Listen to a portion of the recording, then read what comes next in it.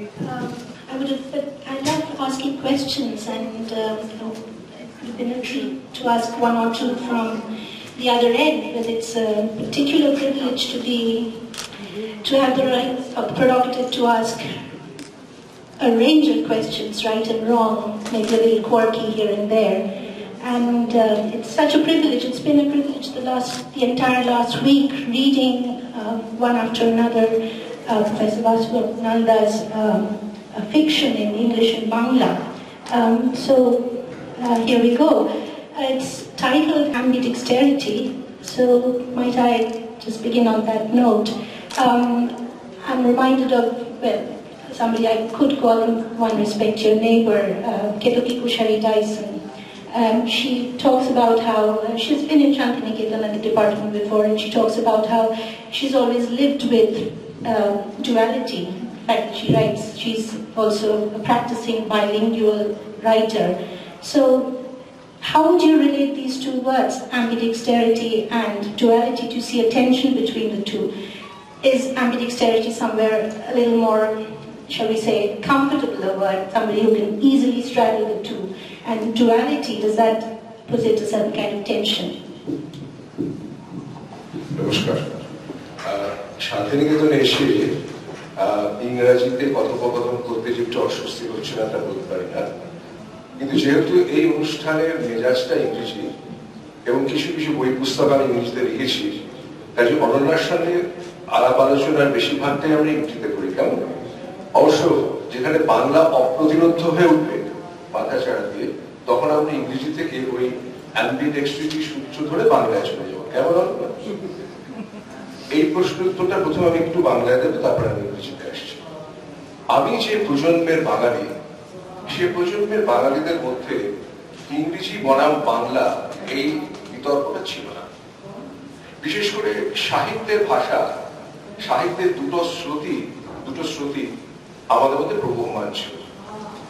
আমরা বাংলায় বঙ্কিমবাবুকে পড়েছি, পাশাপাশি ইংরেজিতে ডিকেন্সকে পড়েছি, ইংরেজি অনুবাদে রোমাকে পড়েছি, এমিল জোলাকে পড়েছি, রাশিয়ান নভেলিস্টদের পড়েছি।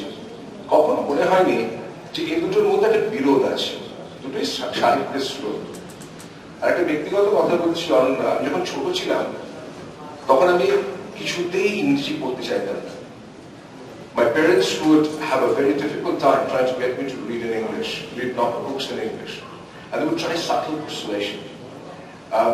But it didn't work. So I read all the world masters, master novelists in English, and for a long period of time believed that Charles Dickens was a Bengali, because I read him in Bangla. So, as far as I'm concerned, there's never been a tension between the two. There's been an exciting coexistence between the two. Thanks very much for that. Bilingualism shabdota, can you deconstruct that for us? Is there anything particularly Bengali about it? I mean, why wouldn't somebody from the south of India be equally bilingual? Or somebody from Punjab? I mean, there's a lot of people in the audience here today who speak at least two languages. So what's so specially Bangla or Bengali about it? I don't think there's anything specially Bengali, except that as a culture we've had a tradition of cosmopolitanism. Starting from the young Bengal days, up until the 60s and 70s of the last century, and after that we have rapidly declined, our cultural context were not unilingual. Our cultural context embraced the world in many respects. Politically, culturally, socially. I'll give you an example. I grew up in an amazing house full of books. My mother was a writer, a novelist, and my father was an independent publisher. And their friends were poets, filmmakers, dramatists, politicians, and the house would forever resonate with debate and arguments and discussions. And what would they be talking about? So I, the precocious young boy, would eavesdrop on their conversations. And some days they would be talking about the French Nouvelle Vague, or they would be talking about Italian neorealism, especially when it came to cinema. Now, most of the visitors to our house had never stepped outside of India. So this was a cosmopolitan mind that somehow took root in our fertile climates, and then it subsequently fertilized the minds of lots of different people. It happens to be the case that for me, it fertilized my fictional mind. Now, I've spent 13 years in Montreal, which is French Canada and Quebec, and the Quebecois believe that they are the most bilingual tribe on earth, because you can speak, read and write English and French with great degree of facility. And I would argue with my Quebecois friends and say, no, you are not the most bilingual tribe on the earth, because bilingualism does not mean writing two languages, or multilingualism does not mean writing multiple languages in a grammatically free manner, grammatically correct manner. Bilingualism or multilingualism is much more than that. And we, Indians, are the most multilingual nation, tribe on earth. Because we have grown up with our mother tongue, we have grown up with our other tongue, which I call English, the other tongue, forever present. And there are regional dialects that are forever circulating around us, which has given us, and perhaps this may answer your question to some extent, which has opened doors to Indians to enter other Indian worlds, and perhaps through those worlds abroad. I just wanted to do a brief, again, very personal overview of your writings, or your journey as a, if I might say so, a millennial writer. You are a millennial in the sense that you have started publishing your fiction work. I wish I was millennial in age, in which case I wouldn't have so many gray hair. No, I meant millennial in terms of your publishing your fiction. So there's this fascinating motif of travel. You're in many ways a peregrinating traveler, and the travel motif keeps coming up in fiction after fiction. Opium Club takes us to Hong Kong and then to Canada towards the end, and of course via the Opium War and its context in Bengal, in a way that resonated also would resonate with readers of Amitav Ghosh here. Then that fascinating piece of historical fiction, so exquisite, The Miniaturist, which is a journey back into in many ways India's past and its relationship with other parts of Asia, and Racists, which takes a setting to Africa, doesn't it? And then again to the Yellow Emperor's Cure, which takes us to Macau. So you're in many ways mapping human history in terms of travel. You were essentially talking about how human history is entirely made through people traveling. It can be in the form of an exodus, personal, individual, or in the literal sense of the word exodus. But you cannot have human history without travel. And that would be a question. And is there any Bengali idea of travel, as it were? It's so important in the Bengali literary universe. So do you see yourself as a Bengali writing about travel in many ways? I've retained Bangla as a language, but I don't necessarily retain all the trappings of being a Bengali. I hope the Bengaliness is melded into other aspects of my life, other aspects of my identity over the course of years. Is travel important to me? It is. But it's not simply the geographical travel or the physical travel which per se is exciting to me. I never wanted to be a travel writer, and I will never become a travel writer. I'm interested in travel which is in some sense metaphorical. So the journey within, which happens when one travels outside in other domains, is actually more fascinating to me. So the travel in the Yellow Emperor's Cure is about a young doctor, a Portuguese doctor, who is a brilliant surgeon and a bit of a playboy, a bit of a reckless character. One day finds out that his father, who he absolutely adores, is dying of syphilis. Now this is the 19th century, and there's not been any cure for syphilis that has been found anywhere in the world. And the end game of syphilis is terrible, right? I mean, it's insanity. It's insanity. And so Antonio, my doctor protagonist, says, what use is medicine? What use is education? Why have I wasted my life when I can't even save my father? And when he strikes upon the notion that maybe the barbarians in the East, meaning the Chinese, the barbarians in the East, have found a cure for syphilis which we, the civilized world, have not been able to determine. And so he embarks on a journey to China to decipher the very complex, the very different world of Chinese medicine and juxtapose that against his rooted views about what the human body is all about. And in this process of this journey, which indeed goes to Macau, it goes to Beijing, it goes to other parts of China, he discovers more about himself than he discovers about China. And that, I think, has been the strain of my writing, also my Bangla writing, my Bangla novels, that I try to pit journey as a vehicle for self-discovery. I, for one, did see the, shall we say, the kind of intertwining of travel in the geographical sense and travel as introspection, something that's found in sync with your writing in a lot of the epics that we have inherited from both the West and the East. Would you like to tell us a little bit about, I forgot to mention Calcutta, where you kind of come home. So the traveller coming home, and perhaps also coming home to your language to write your Bangla novels. This transition, how easy was it? You know, my agent and my publisher in the UK kept up saying, Kunal, when will you write your Calcutta novel? You're a Calcutta poet, was born and raised in Calcutta. But you see, unlike a non-fiction writer, I don't write themes. I don't write topics. I write stories. So I have to think of a story which will keep me awake at night and beg to be told. And the early part of my writing life, I've written historical novels, and of course, The Opium Clerk was set, three-part novel set in 19th century Kolkata, the first novel in Indian English about 19th century Bengal. First novel. Okay.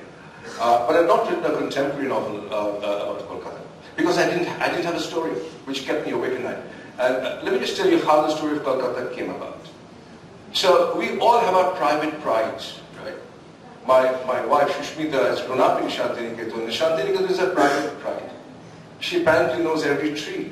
Do you know every tree in this city? I feel that I know Kolkata like the back of my palm, that I can find my way blindfolded in Kolkata. One day, when I was walking around Sadar Street, which those of you who know Kolkata would know well, near the Indian Museum, in these small little budget hotels which cater to backpackers. And I found young men, some of them very good looking, smelling of perfume, sitting on motorcycles, expensive watch, gold chain, and it piqued my curiosity. Who are these guys? Why are they here?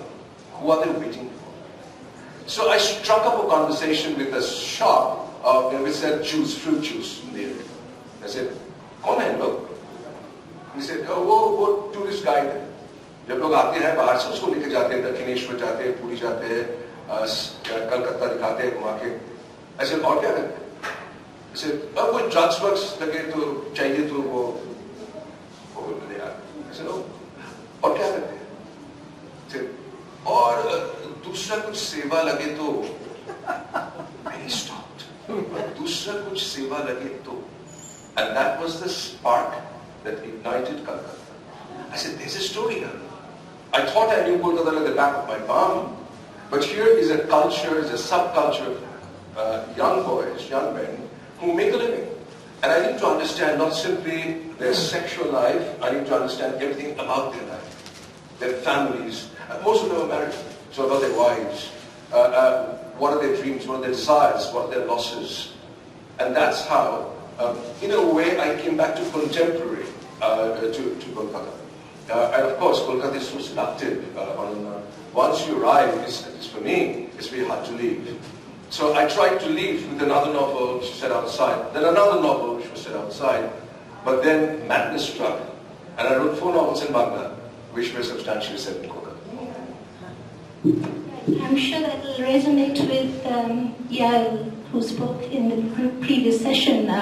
Because I was going to ask her about whether there was a particular kind of hybridity to Kolkata or heterogeneity, which is perhaps different from the heterogeneity of some other urban space. But I think it was so courageous to talk about the Bihari Muslims and to kind of bring them to the, place them at the center of a narrative. And such a poignant piece of writing about this hero who was every reason to be called a hero, except for the tragedy of history, shall we say. But we can come to that later. I ask, it's a very, perhaps in many ways not so fundamental to you, but I've always wanted to ask this question to people who write bilingually. Do you think in Bangla when you're writing in Bangla, and likewise when you're writing in English? Or are you also somewhere translating, and that's perfectly all right? For me, I write a novel in several languages. There's an expressed language of a novel, and then there's a subterranean language of a novel, or languages of a novel. So if you take the miniaturist, his expressed language is English. The novel is written in English. But hopefully, if it has worked, and it may not have worked, you, the reader, when you read the miniaturist, you would hear Urdu in your ear. So the subterranean language is Urdu. When you read the Japanese wife, the short story, the Japanese wife, you read it in English. But the subterranean language is Dokno, which is the language of Southern Bengal, South Jewish Bengal. So the choice of language is very, very interesting. It's not a matter of translation. It's a matter of swimming in different currents as one writes one's novel. Okay? And a question which is sort of perhaps related to this is, how do I decide whether I would write this novel in Bangla or I would write this in English? Yeah. There is no formula as far as I'm concerned. There is no formula. When a novel or a story emerges in my mind, which is the most romantic moment for a fiction writer, it's like first love. Okay. Everything that follows, the courtship that follows, is probably exciting as well. But the first instance when I think of a story and say, wouldn't this be exciting to write? That's the moment when the story reveals itself in a glimpse. Mozart famously said, I saw the symphony in the blink of an eye. Now, how do you see a symphony? How do I see a whole novel, a longish novel, in the blink of an eye? But that blink of an eye, that eyesight, reveals the expressed language. And when I wrote, for example, Tejushini or Shabnam, which would have been written in English as well, what suggested to me that blink, that glimpse, was Nabanna. It reminded me, I was using the word translation in perhaps a little philosophical, in a slightly philosophical sense, because I was reminded of Steiner, who talks about all utterance as translation. And I was also trying to relate that to translate Latin word, which is supposed to mean travel, the traveler. So in that sense, but I'm just a bit of that. Sorry, academic ভাষা ব্যবহার করতে করতেই দশাটা হয়েছে। যাই হোক, যেটা আরেকটা জিজ্ঞেস করতে যাচ্ছিলাম, do you have a brief that you've set for yourself as a writer in Bangla? আমি জিজ্ঞেস করছি কারণ there's a sense in which your English writing is more oriented towards historical fiction, sometimes a bit of the sci-fi in a racist, but of course in a far more sophisticated sense, sci-fi বলতে ওইটা বোঝায়নি। Kintu your Bangla stories, novels, the ones that I've read, are in many ways very topical, and they also bring in very topical questions, human trafficking, AIDS, and what was that? Euthanasia. So are you? এটার সঙ্গে আরেকটা প্রশ্ন যদি যোগ করতে পারি, সেটা হচ্ছে যে are you trying to bring the world home to Bangla, to the reader in Bangla, because you're doing the same kind of traveling, relentless traveling. You're taking your protagonist to Somalia. You're also time traveling in a way. You're bringing somebody over from Naxalite, the 70s. So, what is your brief, as it were, in Bangla? দেখুন, আমি এমন রবীন্দ্রনাথ বলেছিল পৃথিবীর ভার তোমার নয়, পৃথিবীকে বাঙালি পাঠকদের কাছে নিয়ে আসার ভার আমার নয়। আমি ক্ষুদ্র ব্যক্তি, আমি ক্ষুদ্র লেখক, সেটা আমার পক্ষে সম্ভব নয়। আমি কি করতে পারি? যে গল্পগুলো আমাকে উজ্জীবিত করে সেই গল্পগুলোকে আমি লিখতে পারি। এখন যদি 5টা, 6টা, 7টা উপন্যাসের মধ্যে থেকে আপনি একটা কোনো নকশা দেখতে পান, কোনো প্যাটার্ন দেখতে পান, তাহলে হয়তো এই নকশাটা আমার মনের মধ্যে ছিল, আমি প্রত্যক্ষভাবে সেটা ভাবিনি, হয়তো সেই নকশাটা ছিল, অথবা এমন কোনো নকশা ছিলই না, নকশাটা আপনার উদাহরণ দিলে বোঝা যায়। ধরুন তেজস্বিনী ও সন্তান, এই উপন্যাসটা লিখলাম কেন, কি করে? তো বম্বে একজন প্রডিউসার, আমি সিনেমার জন্য কিছু লেখালেখি করি অল্প স্বল্প, একজন প্রডিউসার বললো যে, সে বললো যে আমরা চাই আপনি ট্রাফিকিং এর উপর একটা বলুন নভেল, আমরা সিনেমা করতে চাই। আরে এটা নিয়ে আমি ভাবিনি, জানেন, আর ওই একটা জিনিস আমি বিষয় নিয়ে লিখতে পারবো না, গল্প ভাবতে হবে। তো মনে মধ্যে একটা সবসময় মনে হয় I'm a variety seeker. I'm not fixed in the way I am as a person, not simply as a writer. I'm a variety seeker. আমার মনে হচ্ছে আচ্ছা যাই না, দেখি না ব্যাপারটা কি হয়। আমি আমার এই ট্রাফিকিং এর মধ্যে থেকে এমন কিছু ভাবতে পারি কি যেটা আমাকে will feed my fictional sense. তো ওরা, আমি বললাম দেখুন আমাকে কিন্তু নিয়ে যেতে হবে এমন জায়গায় যেখানে যারা ট্রাফিক ধরে ফেরত এসছে তাদের সাথে আমি আলাপ আলোচনা করতে পারি। Very standard trick of a writer, a very boring standard trick of a writer. ঠিক আছে, সন্দেশ খালিতে নিয়ে গেল একটা এনজিও সেভ দ্য চিলড্রেন, আপনারা সকলেই জানেন। আমরা সকালবেলা রওনা হলাম, আমার কাছে পেন প্যাড ইত্যাদি নিয়ে পৌঁছে আমাকে গ্রামের গলি গলি গলি গলি গলি গলি ঘুরিয়ে একটা পুরো স্কুল বিল্ডিং আমরা নিয়ে গেল, চালটা ভেঙে পড়ে গেছে। আর সেই স্কুল বিল্ডিং এর মধ্যে 11 জন বাচ্চা মেয়ে শরীর অপেক্ষা করছে, যারা প্রত্যেকে ট্রাফিক হয়েছে, কেউ হরিয়ানাতে, কেউ দিল্লিতে, কেউ দুবাইতে। এবং তাদের সামনে পৌঁছে আমি আমার প্রশ্ন করার শব্দ হারিয়ে ফেললাম, কি জিজ্ঞেস করবো? Can you think of greater brutality than this? What a perverse brutality this was. And I lost my words. I couldn't ask a question. Those 11 pair of eyes were watching me, and they were telling their stories to their eyes. And those eyes melded together into a character in my mind called Shabnam.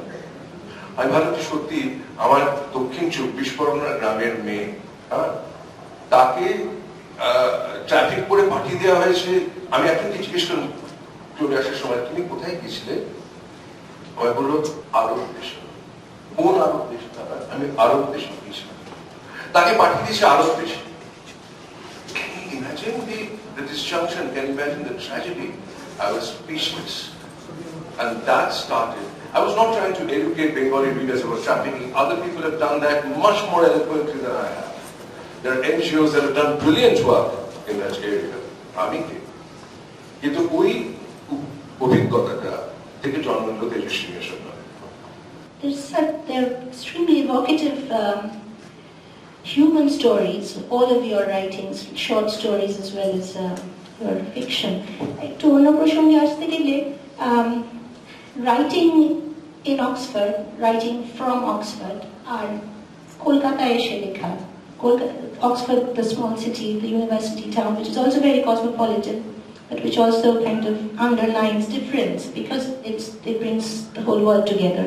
And Kolkata as a space where you're writing, এই দুটো জায়গার তফাৎ, does that make you think differently? অক্সফোর্ডে গাছ আছে, কলকাতায় গাছ নেই। আমি এটা খুব ভোগায় আমাকে, অক্সফোর্ডের গাছ কি সুন্দর। অক্সফোর্ডে গল্প নেই, কলকাতায় গল্প আছে। আমার সবসময় যেটা মনে হয় যে আমি যদি পশ্চিমেই বেশিরভাগটা সময় কাটাতাম, আজকাল কাটাই না, এবং পশ্চিমেই বসে লেখালেখিটা করতাম, then I would be condemned to writing historical fiction. As much as I love history, because I do not have access into that society, I would not be able to really get into the bowels of that society. কিউ আছে, কিউ সমাজের যে অংশের মধ্যে ঢুকতে পারে সে অংশের মধ্যে ঢোকা তো সহজ না বিদেশে। দেখুন, পুরুষ বেশ্যাদের উপরে গল্প লিখবো আমি কলকাতা, ইংল্যান্ডে আমি কি করে ঢুকবো? কার সঙ্গে কথা বলবো? পুলিশ কি আমার সাহায্য করবে? এখানে আমার মনে আছে আমি যখন কলকাতা গল্পটা ভাবলাম, আমি গোয়িং অবস্ট্রিট for a bit on that, যখন আমি কলকাতা গল্পটা ভাবলাম, আমি মানে কি করা যায়? I need to know these boys as much as I can. তো সুনীল দা আমার গিয়ে বলে, সুনীল দা একটা পুলিশের হোমরা চোমরা কার সঙ্গে আলাপ করে দিতে পারবে না? ফোন তুলে গৌতম মোহন চক্রবর্তী কলকাতার পুলিশ কমিশনার ছিলেন, বলেন, শোনো গৌতম, কুনাল এসছে, এটা কোনো ক্রিমিনাল কেস না, তুমি কি সাহায্য করবে? তাই এরপর চলে গেলাম লালবাজারে, আমাদের কোনো সিকিউরিটি দেখুন, আমাকে বডি চেক করলো না, আমি গটগট করে সিকিউরিটির ঘরে ঢুকে গেলাম। সেই ঊনবিংশ শতাব্দীর ঘর, জহদ্দা জানবেন, পুরোনো বিরাট বড় টেবিল, উনি বসে আছেন। How can I help you, Mr. Basu? And my first line was, I'm looking for a few gigolos. And to his credit, it didn't bat an eyelid. সে দেখুন, সাহায্য করবো আপনাকে, এইভাবে আমরা রাস্তা তৈরি করলাম। এই অ্যাক্সেস ইনটু সোসাইটি, গল্প তো ভেবেছি, কিন্তু গল্পটাকে বাস্তবায়িত করতে গেলে আমাদের একটা জগতের মধ্যে ঢুকতে হবে। এই জগতের মধ্যে ঢোকার জায়গাটার মধ্যে কিন্তু প্র্যাকটিক্যালিটি এসে দাঁড়ায় একটা দেওয়াল হিসেবে। আমি কি পারবি গল্পটা লিখতে? এটা ভারতীয় হয়ে ভারতবর্ষে, এটা আমাদের কিন্তু as a fiction writer, as an artist, interested in creating original works, is a clear advantage. I was thinking about how you write Bangla and how you write English. You think your language is fundamentally different? আমার পড়ার অভিজ্ঞতা হচ্ছে আপনার বাংলা খুব ঝরঝরে, একেবারে প্রথম পাতা থেকে শেষ পাতা একেবারে এক নিঃশ্বাসে পড়তে যান। ইংরেজিটাও এক নিঃশ্বাসেই পড়ছি, কিন্তু তার টেক্সচারটা অন্যরকম, আরো নিউয়ান্সড। In many ways, perhaps, if that's not the wrong word, a little academic, and I liked it for other reasons. দেখুন, আমাদের প্রত্যেকের কিছু নিজস্ব ভালো লাগা খারাপ লাগা থাকে। বাঙালি লেখার মধ্যে একটা ইনিয়ে বিনিয়ে অসংখ্য উপমা ব্যবহার করে একটা unnecessary ornamentation তৈরি করার প্রক্রিয়াটি রয়েছে। We over ornament a piece of prose, okay? And what can be expressed in one sentence, we take 7 sentences. What is revealed in one metaphor, we have 4 metaphors. Okay? And perhaps, I'm not necessarily saying it's a negative thing, but this is perhaps how the language has evolved, how practitioners, early practitioners, have influenced subsequent practitioners. এটা আমাকে appeal করে না। আমি সমরসেন কবিতা ভালোবাসি। হে ম্লান মেয়ে, প্রেমে কি আনন্দ পাও, কি আনন্দ পাও সন্তান ধারণে, ঝরঝরে স্ট্রেট বলে দিই, কিন্তু কি দেখতে খেলাটা কিরকম। I wanted to write Bangla with a kind of spare lyricism. If it doesn't have to be lyrical, but if it is lyrical, it has to be spare.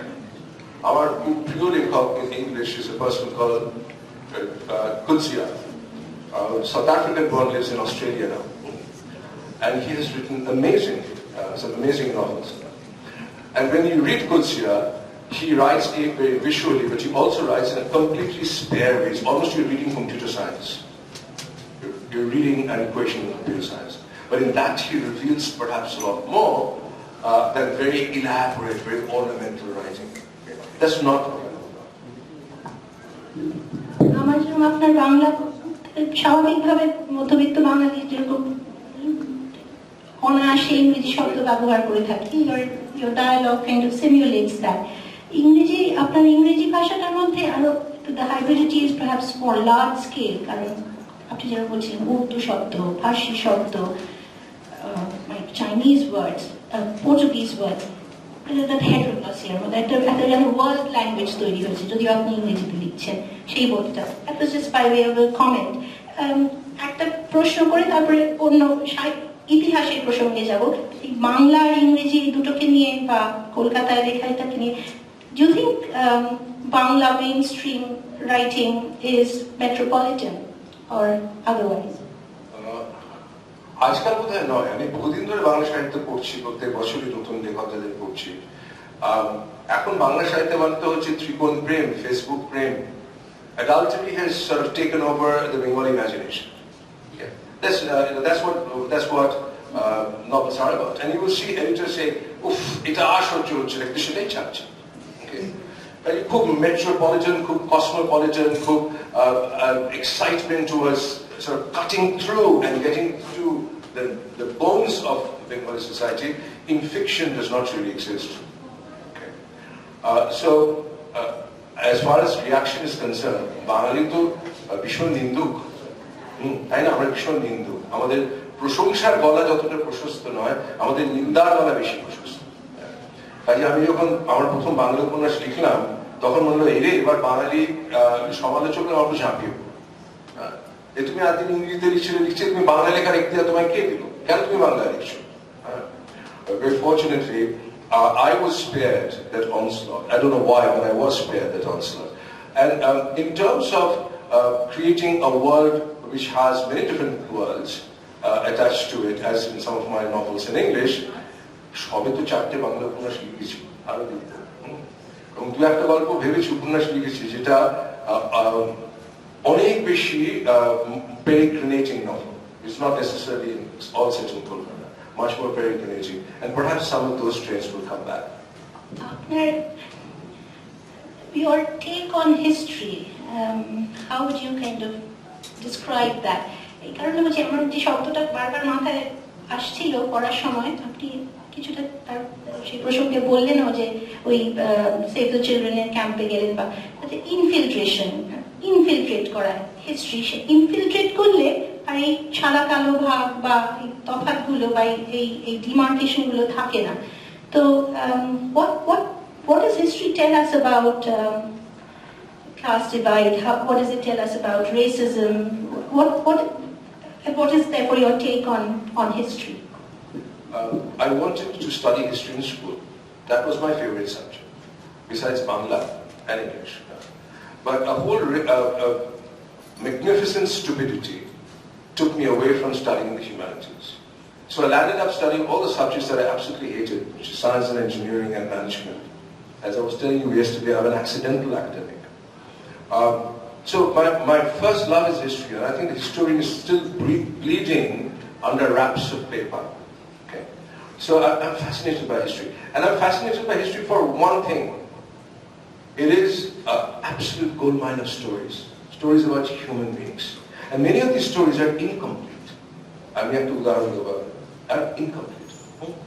So when you delve into the tracks of history, you get a chance to reimagine what might have been, what could have been.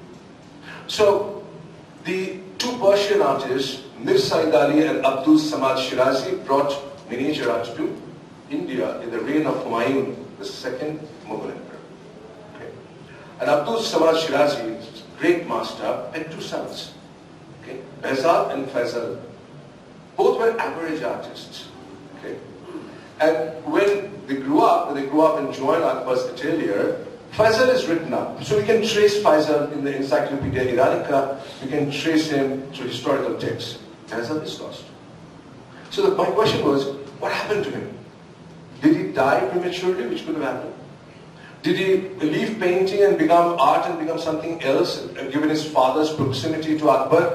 Maybe he became a very affluent and rich man doing other things. Okay.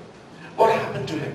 And of course the name Behzad was an amazing name, because he was named after the great Kamaluddin Behzad, the Persian artist Kamaluddin Behzad of the 14th century, who was believed to be the father of miniature art. So obviously his father had great plans. Abdul Samad Shirazi had great plans for his son Behzad, but somehow history is silent about what happened. That's it. This is my opportunity. This is my opportunity to craft a tale about an artist who fails to make it as an artist. Remember, the most telling stories of an artist's life are those of failure, not success. Are those of loss, not gain. Okay. And maybe I can dream about Behzad's life to understand about me. What would make me a writer? Is it winning the Booker Prize? Is it getting a huge contract and advance from a publisher? Is it going to many moon literary festivals? Is it press? If not, then what is it? And in many ways, Behzad grappled with it. And in the last days of his life, in my novel, not the real Behzad, but my Behzad, he blindfolds himself. He said, I shall not see. If I don't see, then my impulse as an artist would be gone. What good has art done to me? What has it given me? Nothing. Okay? But then he walks around with a stick, blindfolded, and subconsciously starts drawing on the ground with it. And in writing that, I realized what writing is for me. That is, I cannot but not write. Regardless of which prize I never win, regardless of which advance I never get, regardless of which festival that never invites me, I cannot but not write. So but that's what history means to me, is a huge cauldron in which I dip my hand and when I bring out something, it actually says a lot about who I am. But talking of Biazad leads me to asking you about your other life as an artist. I wouldn't have known of it had it not been for the conversations we've had over the past week. You're a practicing artist. Biazad is a miniaturist. And interestingly enough, when I was reading Japanese Wife and Other Stories, what really struck was your art of storytelling in short stories as a kind of miniature painting in many ways. So painting as a metaphor, how does that come in your writing? And well, generally about your paintings. This is a very funny story of the 4 A's of my life. I actually wanted to be an artist. When I was a child, I was a very naughty boy. And I would give a lot of grief to my parents. And when I was particularly naughty, my mother would plop a piece of paper and crayons in front of me and apparently I felt silent. My primary impulse into observing life, the world around me, is visual. Is a visual sensibility. Okay? And then I wanted to be an actor. Started out as a child actor with Kunal Sen's films and so on and so forth. But because I was very sickly, that life was cut short. My mother really got worried about letting me act in these huge big studios where films were in those days being shot. So artist holo na, actor holo na. And then I fell into being an academic, which was never part of my plans, which tells you how accidental life can be. You know? And the reason I became an academic is I told myself, what is the one profession? I'm a Bengali middle class boy, I have to earn money, I have to put food on the table. Okay? What is the one profession which is the least disruptive of the arts? Which is the least disruptive of the arts? That's being a professor. Now, remember this was the 80s. Today, I look back and I said, how stupid you were, Kunal. How stupid were you? Because if you had just taken the plunge and become a writer or an artist in your early years, you would have not been able to put food on the table, you would have gone hungry for a number of days, but maybe you would have had a longer run in the arts than I afforded myself. Intersections, if any, between your mind when you're writing your academic articles on management studies and when you're doing your fiction. Because a lot of your academic writing is on, say, business ethics and perhaps anti-selfishness. So is it the whole idea of values, and you talk somewhere about non-deterministic creative journeys, and you talk about the homo calculus, or the need for the homo sapiens to stand up to homo calculus. সেটা নিয়ে যদি একটু বলেন, আর একটা প্রশ্ন, তারপরে I throw it open to the house. If you were to, আমার impression আপনার গল্পে অট্টহাস্য করার মতন, of course there are quips, but what is so wonderful is the undercurrent of humor and irony. So rather than raucous laughter. তো সেইটা নিয়ে যদি বলেন, if you were to deconstruct your works, তাহলে আপনি যদি দূর থেকে দেখেন আপনার লেখা, তাহলে কি দাঁড়ায়? And then we might invite questions. এটা খুব শক্ত, জানেন, নিজের লেখাকে দূর থেকে দেখা। কেউ কেউ করতে পারে। মার্কেজের গল্পটা আমি বলি। মার্কেজ একবার নিজের লেখালেখি করেন, স্পেন তো বয়স কম মার্কেজ, স্পেন থেকে একজন বিখ্যাত লেখক এসেছে। তো মার্কেজ নিজের লেখাটা দেখিয়েছিল। কেউ কনস্ট্যান্টলি সিগারেট খেয়ে যাচ্ছে মার্কেজ, ভীষণ টেনশন, কি বলবেন হয়তো পড়লেন অনেকক্ষণ ধরে। পড়ে দুটো মন্তব্য করলেন, একটা হচ্ছে যে use of time, how do use time in fiction, একটা ছোট উপদেশ দিলেন। তারপর বললেন, না নিজের লেখা দ্বিতীয়বার পড়বে, না নিজের লেখা কাউকে পড়াবে। ওরা কি জানে? তুমি তো জানো তুমি কি লিখছো। So it is not an act of arrogance, but it's an act of self-preservation, perhaps, as a writer, that prevents me from going back to what I've written. I'm trying to think about what is the next novel that I'm writing. সেই জগৎটা কি করে সেই জগৎটার মধ্যে ঢুকবো? এটাই, this is what keeps me awake at night. আর ওই ম্যানেজমেন্টের লেখালেখি বললেন না, it has been a very tortuous journey. অনেক জার্নালিস্ট বলে এই ব্যাপারটা কি মজা, কি দারুণ না? On the one hand you're an academic, on the other hand you're a fiction writer. I said, you have no clue. It's terrible. Okay? It's absolutely terrible. Yeah. And I constantly bitch about this to my agent, and she says, look Kunal, only 5% of published writers practicing in English in this world are full-time writers. And they include the Dan Browns of the world and J.K. Rowlings of the world. The 95% of practicing writers have a day job. This is your day job. So has the day job helped me as a writer? It has helped me in two significant ways. One way is the whole world, for good reason and mostly bad, want to study management and business. And therefore, management profs are in huge demand. They go to teach in different places, they get invited to teach. So it has taken me to places I normally wouldn't have gone. I've spent long months in Cuba. I've taught in Kazakhstan. I've taught in Tibet. I've taught in Indonesian islands. Okay? Not your typical tourist destinations. And I think this travel, in some way, has shaped ideas and thoughts and stories inside my mind. That's the first advantage. The second advantage is, for a long period of time, I used to really suffer and say, why on earth did I not become an English prof, or a Bangla prof, or a history prof? Why management? It's so boring to me and so mundane. Okay. But I realized over a number of years that if I'd spend the whole day deconstructing other people's writing, I'd spend the whole day doing literary criticism, it would be incredibly tough for me to pick up the pen and write my own stuff. But at the ghosts of dead writers and dead critics peering over my shoulder, and because management is so far removed, it's like having a dual life. And by the way, dual life really attracts me. Characters that have dual lives, okay, really attract me. And I think I'm one of those, schizophrenic. It's the point where I invite questions from the audience, in Bangla or in English. What is your next book going to be on? If we can, is there one? So I've written 2 novels that recently finished. One in Bangla, which is coming out in October, and it's called Angel. It's in Bangla, but it's called Angel. And the English novel is going to come out approximately March, April, or latest June next year in the United Kingdom, and then in other parts of the world. So these are the 2 novels that I've just recently finished. So in a way, I'm at loose ends.